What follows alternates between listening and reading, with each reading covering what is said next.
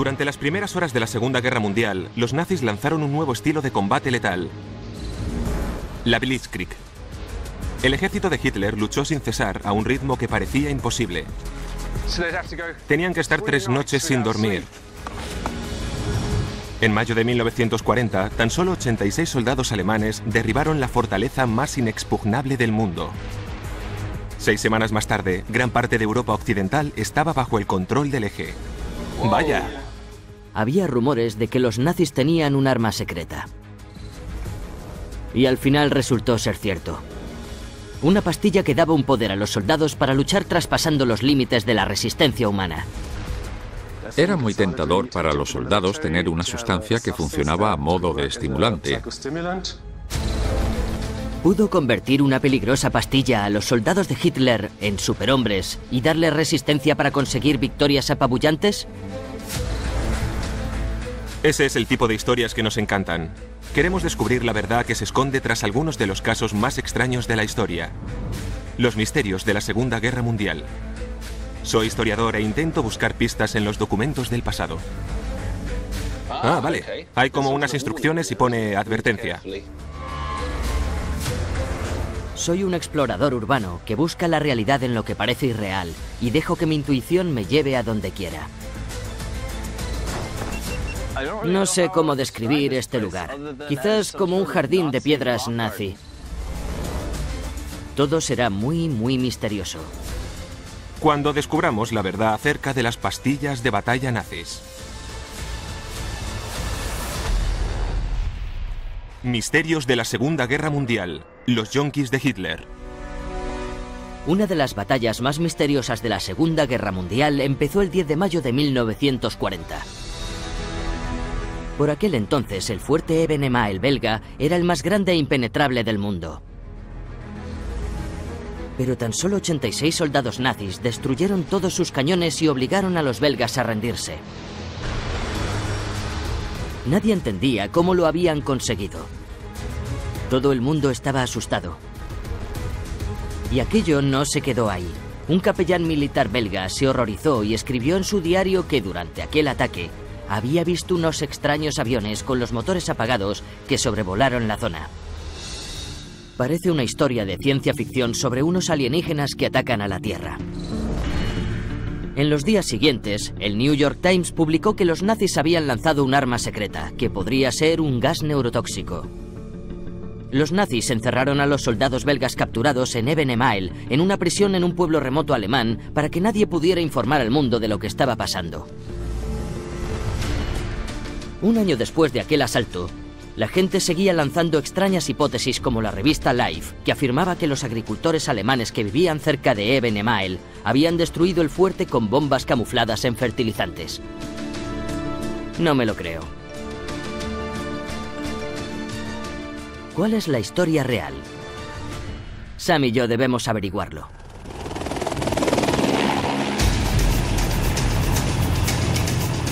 Ah, ya lo veo. Evenemaa. Es un fuerte de unos 760 metros. Es inmenso. Sí. Bajo estos preciosos y pacíficos campos, había 5 kilómetros de túneles y búnkeres a 20 metros de profundidad. Habitaciones para 1.200 hombres y cañones que podían lanzar un proyectil a 10 kilómetros de distancia. ¿Por qué es tan grande? ¿Y por qué tenían tantas armas? Los belgas aprendieron la lección tras la Primera Guerra Mundial. Nos referimos a cuando los alemanes invadieron su país en 1914. Los belgas juraron que nunca más les volvería a pasar. Por eso construyeron el fuerte más grande del mundo en este lugar aparentemente pacífico. Estaba localizado aquí para que pudieran frenar a los alemanes si intentaban avanzar hacia Bélgica. Para que el ejército alemán pudiera invadir Bélgica, tenía que derribar este fuerte para luego atravesar ese canal y esos puentes.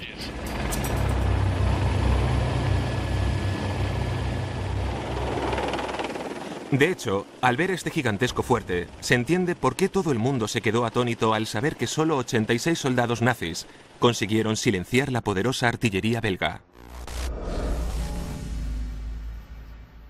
Ojalá nos pueda ayudar a entender aquel extraordinario suceso. Claro, una de sus armas secretas fueron los planeadores.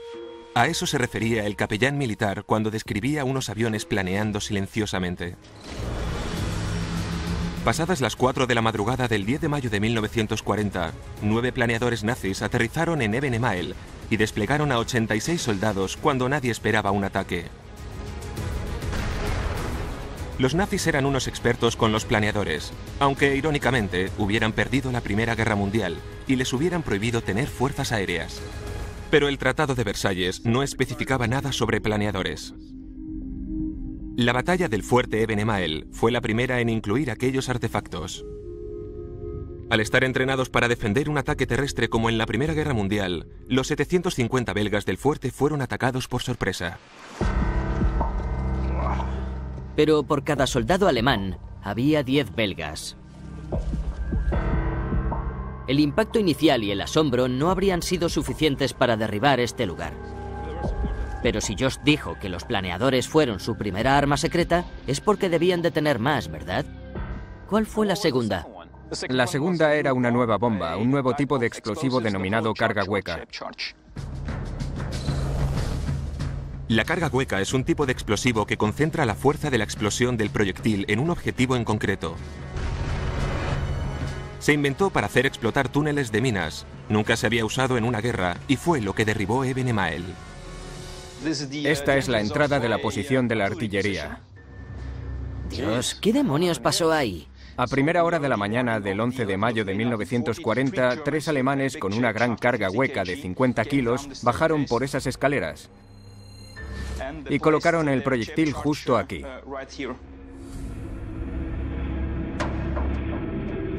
La idea era destruir esta barrera para evitar el contraataque de los belgas.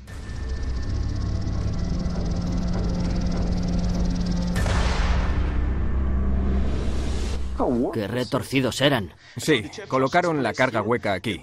Destruyeron la parte izquierda de la barrera contra la pared, pero salió mucho aire a presión que se introdujo en el sistema del túnel y parte del mismo explotó contra la pared, que luego provocó que esta columna se destrozara.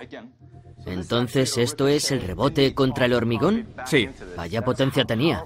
Sí, pero el aire a presión se dirigió hacia la escalera que veis ahí. Así que destruyeron toda esta estructura de 20 metros de alto.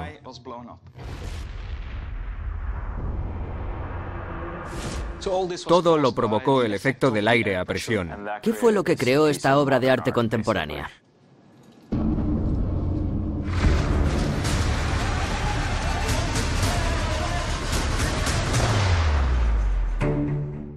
Los grandes cañones de Eben Emael quedaron fuera de combate, pero el fuerte seguía bien defendido. La guarnición belga se había recuperado de la primera sorpresa y contraatacó. Los 86 alemanes debían seguir luchando hasta que llegaran más tropas nazis, para que el fuerte Eben Emael sucumbiera. ¿Sabemos cuánto duró toda aquella operación de principio a fin? Los alemanes aterrizaron el 10 de mayo de 1940 a las 4:20 de la madrugada y la operación duró hasta el día siguiente por la mañana, así que unas 28 horas tras el aterrizaje inicial alemán. Los alemanes estaban tan orgullosos del resultado de Eben Emael que recrearon aquella batalla en una película de propaganda para celebrar aquel gran éxito durante los primeros meses de la Segunda Guerra Mundial.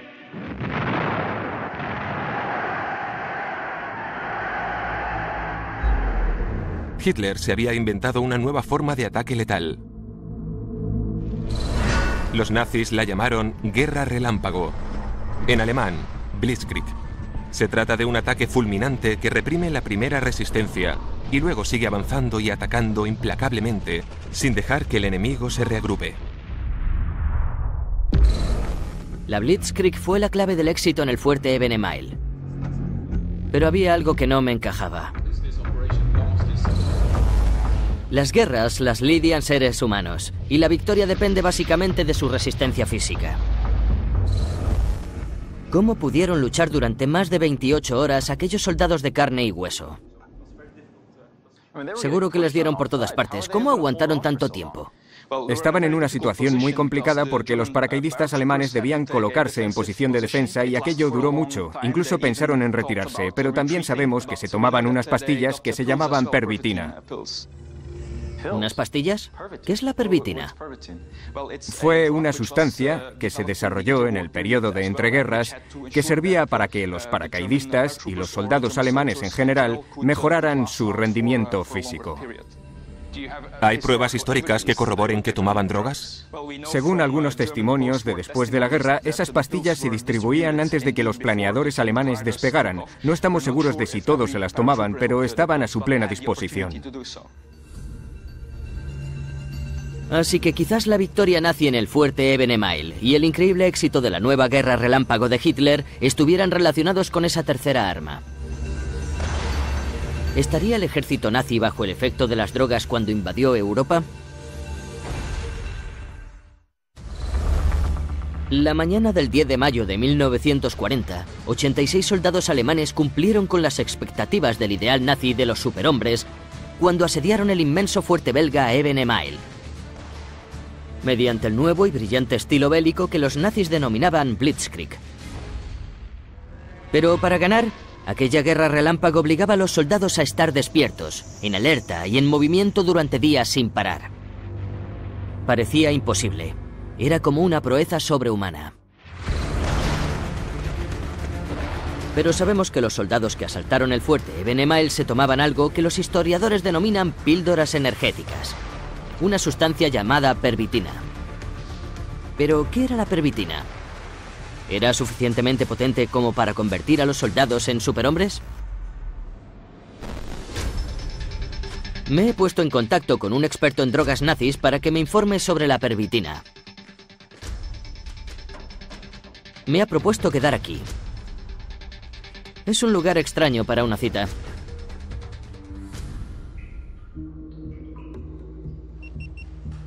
Parece una zona industrial abandonada. Aquí vemos que había un sistema de tuberías bajo los desagües, suelos embaldosados y muchos tipos de tomas eléctricas.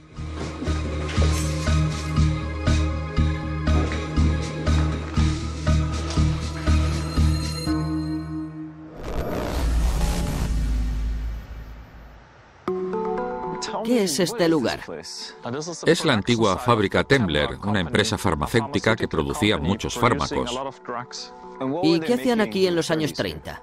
Fabricaban una famosa sustancia llamada pervitina, hoy en día conocida como cristal. ¿Cristal? Exacto. Es increíble. La pervitina era cristal, sustancia muy adictiva que te destroza la vida. Pero en la Alemania nazi se vendía sin receta y miles de alemanes la consumían.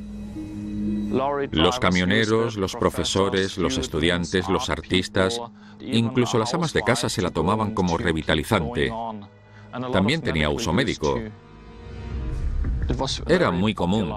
No había restricciones ni se necesitaba receta.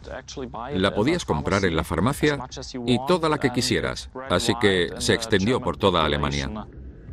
¿Cómo llegó al sector militar? Los soldados leyeron algunos artículos sobre la pervitina y después se sometieron a pruebas en la Academia Militar Médica.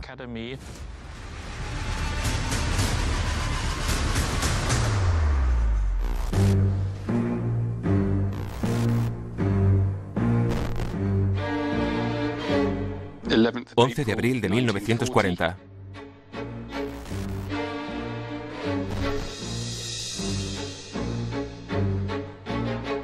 Grupo 1, Grupo 2. Experiencias con pervitina.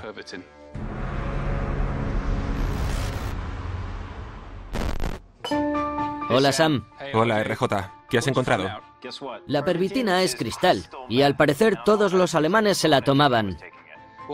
Pues ¿sabes qué? Una gran cantidad de soldados nazis también. He encontrado muchísima documentación y correspondencia entre Temmler Berke y un tal doctor Otto Ranke, al que se le dio la responsabilidad de analizar la pervitina. Esto es un informe sobre un experimento que llevó a cabo para ver qué efectos tenía la pervitina. Eligió a 4 grupos de estudiantes. Al primer grupo le dio un tipo de glucosa. Al segundo otro tipo de glucosa. Al tercero una pequeña dosis de pervitina. Y al cuarto le dio más pervitina. Pobres universitarios. Luego les pidieron que hicieran unas pruebas matemáticas y descubrieron que los que habían tomado pervitina estaban en mejor forma que los que no al final de las mismas. Así que probó que funcionaba, al menos mentalmente, y luego el destino se puso de su lado, porque de septiembre a octubre de 1939 los alemanes invadieron Polonia. La Segunda Guerra Mundial comenzó el 1 de septiembre de 1939, cuando más de 1 millón de soldados nazis asediaron Polonia. Algunos médicos militares les dieron pervitina a las unidades de combate. Le dieron a Otto Ranke la primera oportunidad de evaluar lo que podía hacer la pervitina en los soldados de batalla. Acabó siendo un ensayo muy corto, ya que aquella guerra relámpago arrasó Polonia en menos de 4 semanas. Los informes del campo de batalla eran impresionantes. Las unidades motorizadas conducían durante horas sin fatigarse. El ejército envió 30 millones de dosis de pervitina a las fuerzas de combate. Entonces ahora sabemos que la pervitina era cristal y que los nazis al frente de las Blitzkrieg de 1939 y 1940 la consumían. Y no solo los soldados que atacaron el fuerte Ebenemael. Pese a la espectacularidad de aquella operación, no fue la guerra relámpago de más importancia. Tras aquello, Hitler ordenó a sus oficiales que conquistaran 3 países a la vez y se dirigieran hacia el centro de Europa. París. Cuando los nazis atacaron el fuerte Ebenemael, las fuerzas francesas y británicas se fueron al norte a respaldar a los belgas. Lo que no sabían los aliados era que la batalla del fuerte Ebenemael había sido una distracción. La principal unidad de combate de Hitler estaba colocada para contraatacar donde nadie habría pensado que Alemania lo haría. En la frontera franco-belga, a 200 kilómetros al sudoeste del fuerte Ebenemael. En el bosque de Ardenas.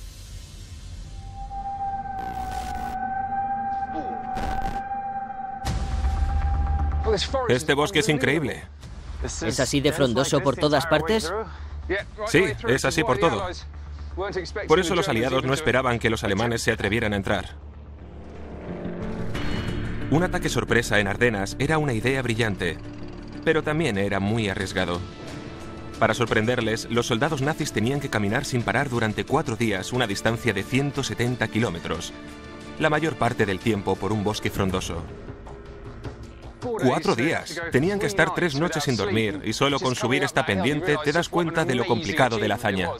Eso son 4 días corriendo una maratón diaria. Sí, tenía sentido que los aliados no esperaran que lo hicieran, porque atravesar un bosque así, en las Ardenas, es casi imposible. Las tropas nazis que atacaron esta zona en 1940 debieron de tomar píldoras de pervitina. Esta droga les aportaría el vigor que necesitaban para iniciar aquella guerra relámpago en este terreno. ¿Pero la necesitaban realmente? RJ cree que sí. Yo no estoy tan convencido. Sabemos que recorrieron 170 kilómetros en 4 días. Sí. Pero esos son 42,5 kilómetros diarios y una maratón son 42,195. Camina durante 4 días y cuando llegues ponte a luchar contra el enemigo que está bien fresco. ¡Venga ya! Es impresionante, pero es un hecho histórico. Lo hicieron y lo sabemos. Es posible. Para tener la razón, quizás necesite un conejillo de Indias que haga aquel recorrido en las Ardenas. Vale, bueno, si estás tan convencido de ese hecho histórico, te propongo un reto. A ver si me ayudas. Si te parece bien, el reto es que camines durante 1 hora, que es una pequeña parte de lo que hicieron ellos, y habrás tenido que recorrer una distancia de 1,77 kilómetros en esa hora. ¿Crees que podrías hacer eso en este terreno? Lo intentaré. Nunca he ido al ejército, así que no sé cuánto peso debe llevar un soldado. Te pondré piedras bastante pesadas. No sé si un soldado llevaría tanto peso, solo tiene que correr por el bosque. Ya, venga, otra más. Esto va a ser complicado. Usa la aplicación del móvil, la del GPS. Cronometras 1 hora, ve hasta donde puedas, mira la distancia y llámame. Vale.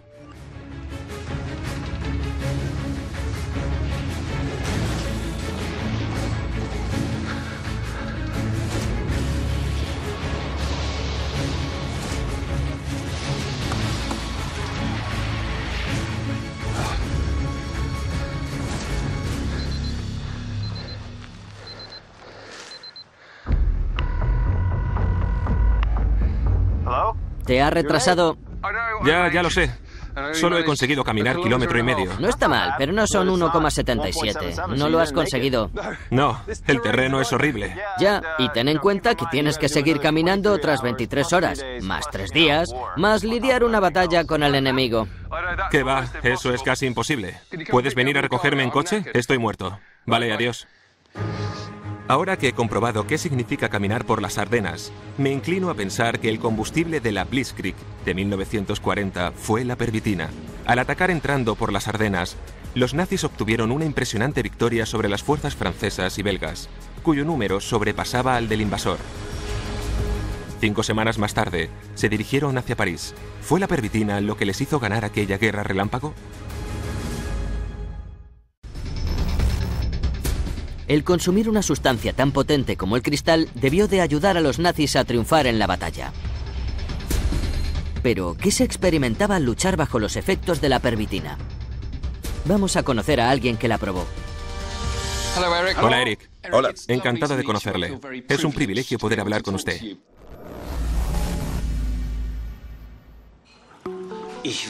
Fui piloto en la guerra. Piloté todos los aviones de caza alemanes, desde el Messerschmitt hasta el Focke-Wulf 190 de 9.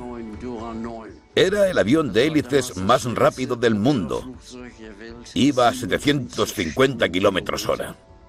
Lo piloté hasta el final de la guerra. ¿Recuerda que le dieran pervitina? Sí, se lo explicaré sin problemas. Nos dijeron que había un estimulante que nos ayudaba a mantenernos despiertos. A veces teníamos que volar para realizar 4 o 5 misiones diarias. Vimos que nuestra dieta especial incluía unos terrones de azúcar, Dextro Energy.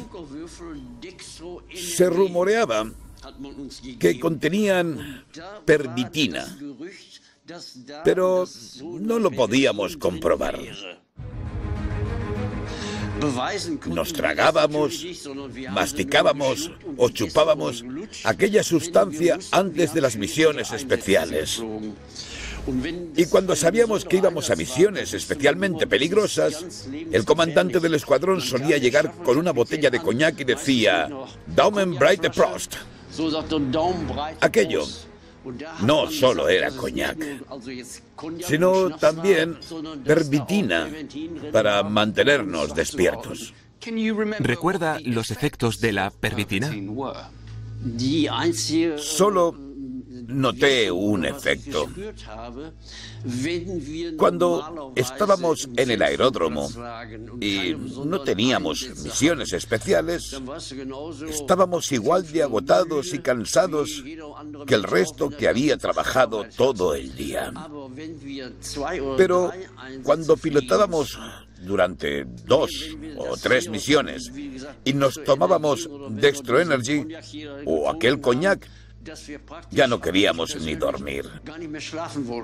Estábamos totalmente despiertos y podíamos hacer de todo. No me cansaba. Estaba despierto y reaccionaba en cualquier momento. Tras hablar con Eric, comprendí que la pervitina te podía ayudar muchísimo en la batalla y que debió ayudar a los soldados alemanes a llevar a cabo aquella guerra relámpago de 1940. Pero si tomar cristal te daba aquella energía en combate, ¿por qué los aliados no la consumían también? ¿O sí la tomaban? ¿Puede ser que los soldados del bando aliado también consumieran drogas? Habrá que investigar la otra parte de la historia.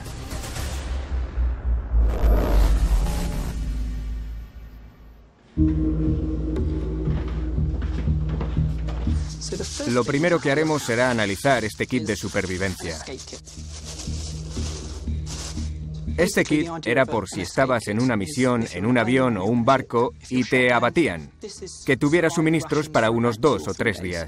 Vale. Pero seguro que te va a interesar lo que hay en esta bolsita. Sí. Esto se introdujo en estos kits de supervivencia el verano de 1941 y estos son anfetaminas. Ah, vale. Hay como unas instrucciones y pone advertencia.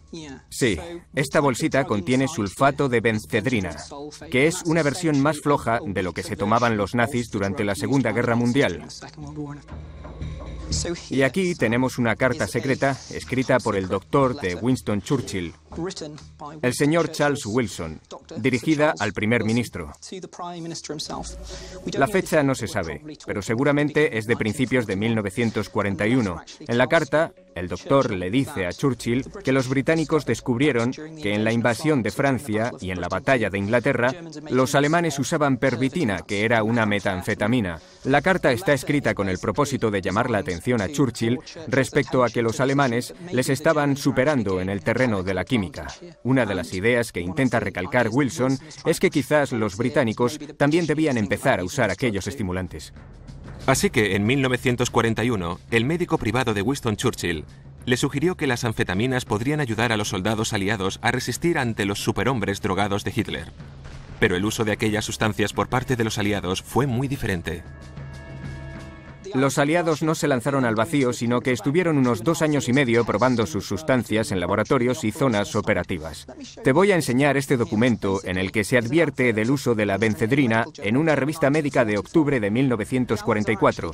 Los aliados la estaban probando de forma muy cautelosa bajo control médico. Esa es la clave y lo que diferencia al uso que hicieron los nazis de este tipo de estimulante. Los generales nazis no estaban preocupados por los efectos secundarios de su píldora milagrosa. Menos aún cuando su Blitzkrieg basada en la pervitina estaba arrasando Europa. Pero ¿cuál era el inconveniente de tomar cristal para ganar las batallas? ¿Pudo la pervitina darle el ímpetu que necesitaban los soldados?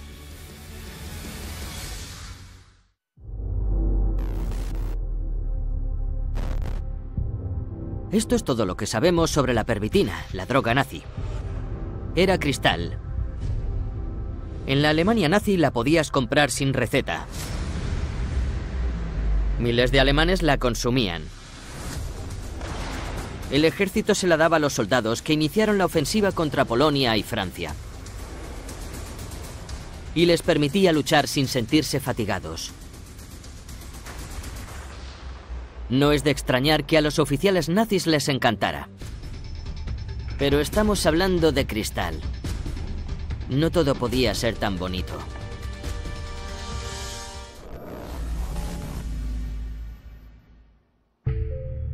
Sasha, estoy intentando investigar por qué la gente tomaba pervitina, que en realidad era cristal. ¿Cómo actúa esa sustancia a nivel cerebral? Estás contento, muy despierto, y hace que estés entusiasmado con todo. ¿La gente tiene algún tipo de reacción? ¿Hace locuras? Sí. Si esa persona está mucho tiempo despierta o presenta un historial de trastornos mentales, puede enloquecer y creer que la policía le vigila. Se puede poner muy agresiva o paranoica. Aquellos soldados fueron al campo de batalla bajo los efectos de aquella droga, gracias a la cual experimentaron psicosis, confusión y paranoia. ¿Qué acabó sucediendo sobre el terreno? ¿Qué provocó todo aquello? Lo primero que experimentaron fue que ya no sentían emociones. Los soldados desfilaban y disparaban sin pensar, sin reflexionar sobre lo que estaban haciendo. ¿Sabían a qué disparaban? Sinceramente, lo dudo mucho. Según algunos expertos, la supresión de las emociones humanas provocada por la pervitina pudo desempeñar un papel principal en las atrocidades que los soldados nazis cometieron contra la población civil en las zonas de combate. Había informes en los que se afirmaba que había soldados que atacaban a sus propios comandantes, y a medida que la guerra avanzaba, los soldados alemanes se convirtieron en unos adictos a la pervitina. Como se puede comprobar en esta carta de un joven soldado. 9 de noviembre de 1939. Esto es muy duro. Espero que entendáis que dentro de poco solo os escriba cada 2 o 4 días. Hoy os escribo para pediros que me enviéis pervitina. El soldado se llamaba Heinrich Boll. En 1939 era un soldado de infantería de 22 años, tan desesperado por consumir pervitina que incluso lo que le daba el ejército no era suficiente. Hemos encontrado otra carta que escribió a su familia el 20 de mayo de 1940, 10 días después del ataque al fuerte Eben Emael. ¿Podríais enviarme un poco de pervitina para que tenga suministros de reserva? Y esta es otra carta, tan solo 2 meses después. 19 de julio de 1940. En la medida de lo posible, enviadme más pervitina, por favor. Heinrich Böll sobrevivió a la guerra y se convirtió en uno de los escritores alemanes más notables del siglo XX. Incluso le otorgaron un premio Nobel de literatura. Siguió siendo adicto a la pervitina tras la guerra. En 1941, los médicos militares nazis sabían que la pervitina era peligrosa y adictiva. Así que el gobierno alemán decidió regular su uso. Los médicos advirtieron a sus compañeros militares que dejaran de recetar píldoras de pervitina a los soldados en combate. Pero los oficiales de campo se saltaban aquellas advertencias. Debían ganar la guerra, y si los soldados se jugaban la vida para conseguirlo, también podrían arriesgarse a ser adictos. Pero Alemania empezó a luchar contra una guerra muy diferente.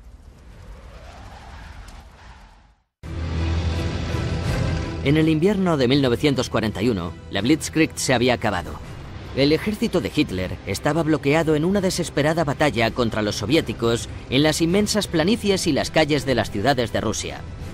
La resistencia del Ejército Rojo y el invierno ruso bloqueaban el avance nazi, y los alemanes empezaron a sucumbir. La pervitina ya no proporcionaba victorias. Los hombres solo se dedicaban a sobrevivir al infierno del frente oriental. En el invierno de 1942, una unidad alemana rodeada por el Ejército Rojo trató de escapar, caminando durante horas sobre un campo nevado en plena noche, a temperaturas de 30 grados bajo cero. El oficial médico de la unidad informó que tras 6 horas caminando, los soldados exhaustos empezaron a rendirse y se dejaron caer sobre la nieve para morir. Un oficial superior le ordenó que les diera pervitina y en media hora volvieron a estar de pie, caminando sin problemas. La pervitina les salvó la vida. Pero ¿qué precio debieron de pagar a nivel físico y mental? Los informes médicos nazis de gran parte de la Segunda Guerra Mundial han desaparecido, pero existe un rumor que ha pervivido hasta la actualidad. Durante el asedio de 900 días de la ciudad de Leningrado, toda una unidad del ejército alemán enloqueció por el abuso de la pervitina. Una noche detonaron toda la munición ante unos enemigos imaginarios y luego se entregaron a los soviéticos. Durante la guerra, a algunas tropas nazis no les quedaba más remedio que tomar pervitina para completar sus misiones, arriesgándose así a sus efectos secundarios que amenazaban su estado de salud y sus vidas. El 6 de junio de 1944, los aliados invadieron Francia. Y a los puertos europeos occidentales llegaron buques bélicos norteamericanos y británicos. Los nazis desarrollaron una nueva arma para hundir aquellos buques. Un mini submarino de 2 tripulantes. En el Museo Alemán de Múnich se puede ver uno expuesto. El sumergible funcionaba con diésel y los tripulantes con pervitina.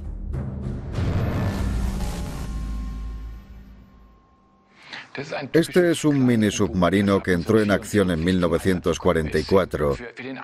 Las misiones destinadas a estos sumergibles solían durar 4 días, 4 noches y a veces más tiempo. Así que indudablemente los 2 tripulantes debían olvidarse de dormir. Para que se haga una idea del uso, los efectos principales y los secundarios de la pervitina, le mostraré este vídeo que es un relato de un caso real. No se nos permitía dormirnos. Recuerdo que nos ofrecían pervitina. Tras 5 noches sin dormir, ya no podía más. Así que me la tomé y me ayudó a estar despierto. Sin embargo, no siempre me sentaba bien. Una vez, al darle órdenes al oficial jefe de ingeniería, le dije: vira a estribor, para el motor, y luego motor a media marcha y dirección puerto, y así sin cesar. Y mi compañero me dijo: me estás dando unas órdenes sin sentido. Y luego le dije que me había imaginado conduciendo por una calle y que las chicas me iban saludando. Algo totalmente absurdo. Así que creo que aquellos eran los efectos secundarios negativos de la pervitina. Pero en vez de prohibir su uso, el ejército nazi intentó desarrollar una nueva droga que fuera más potente. La probaron con los tripulantes de aquellos submarinos y obtuvieron unos resultados trágicos. Aquella droga se llamaba D9. Dosis número 9. Contenía 10 combinaciones diferentes de 3 drogas. Una era pervitina, otra cocaína y la tercera era eucodal, oxicodona, un derivado de la morfina con un alto potencial adictivo. El D9 se probó en 50 marines de forma poco científica. Supusieron que aquella droga los mantendría más despiertos todavía, pero no fue lo que sucedió. Los tripulantes sufrían alucinaciones y pilotaban los buques incorrectamente, de modo que el submarino no llegaba a la superficie y se hundían en el peor de los casos. Existen muchos ejemplos de ello, como uno que sucedió en el mar Báltico, en el que 10 submarinos salieron a navegar para probar el D9 y solo volvieron 4. Pero los tripulantes sacrificados en los submarinos no fueron las únicas víctimas en aquella búsqueda de la droga perfecta para la batalla. Los nazis también llevaron a cabo un extraño test en seres humanos que ya estaban programados para su extinción.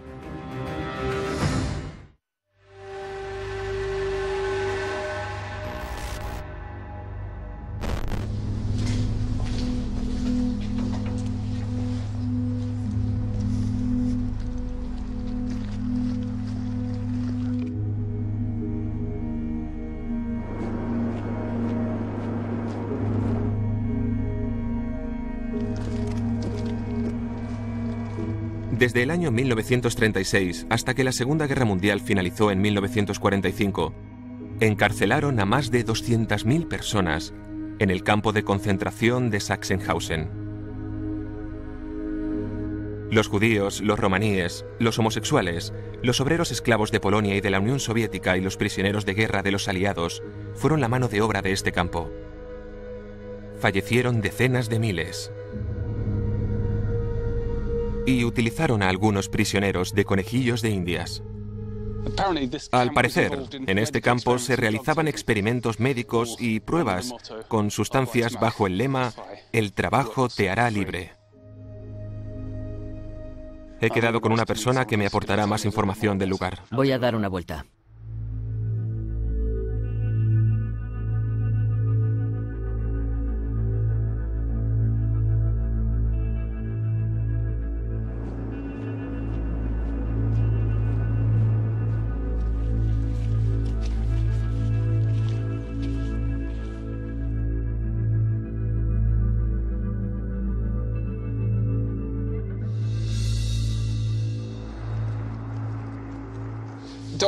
Doctor Alay, gracias por concederme la cita.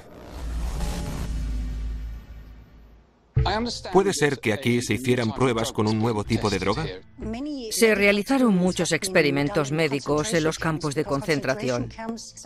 Aquellos lugares ofrecían la oportunidad única a los médicos alemanes para experimentar sin límites humanitarios o éticos, porque no hacía falta pedírselo a los sujetos de estudio. No debían preocuparse del estado de salud de los mismos. El único objetivo era realizar los experimentos.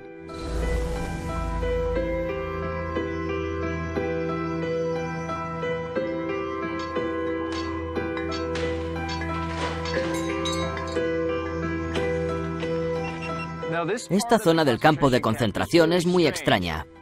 Aquí vemos un camino que rodea toda esta área. Supongo que es bastante moderno. Pero luego están estas cosas que no sé lo que son. No sé cómo describir este lugar. Quizás como un jardín de piedras nazi. Hay piedras volcánicas, otras que parecen trozos de hormigón.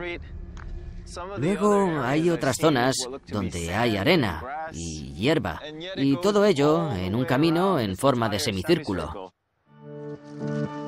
Pero no sé para qué serviría todo esto.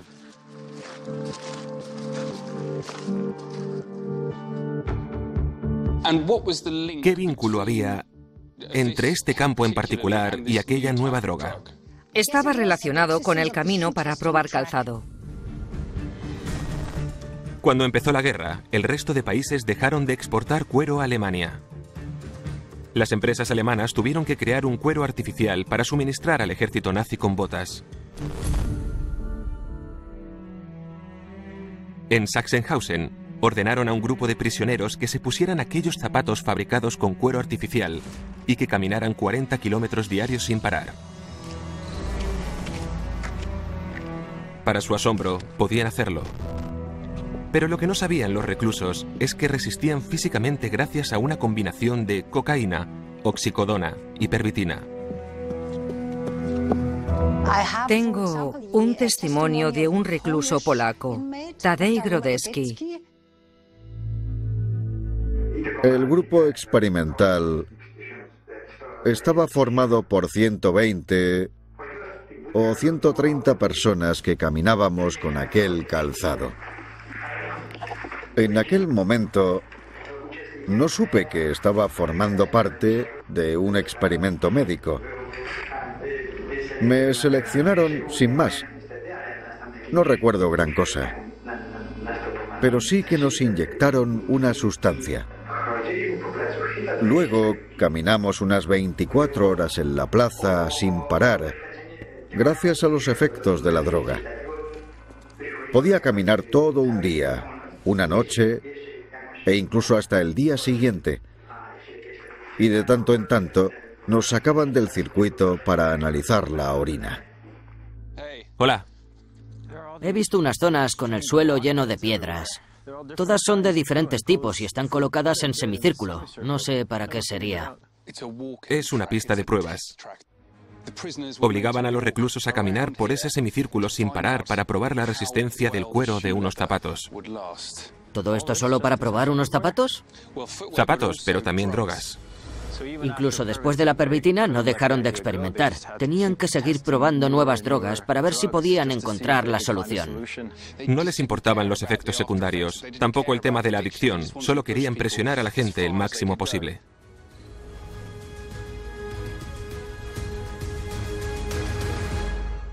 Por suerte, la guerra finalizó antes de que los nazis crearan más drogas para los soldados.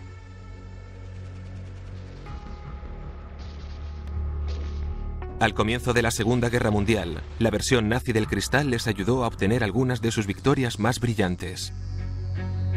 Pero al final de la guerra, los soldados nazis se habían hecho adictos a una droga muy peligrosa que habían consumido para sobrevivir. Los nazis pusieron en peligro miles de vidas humanas al intentar buscar una droga que convirtiera a seres humanos normales y corrientes en superhombres de combate. Los fallecidos del campo de concentración y las tropas del frente nazi fueron las víctimas de un régimen despiadado al querer sacrificar a quien fuera con tal de cumplir aquel sueño por dominar el mundo.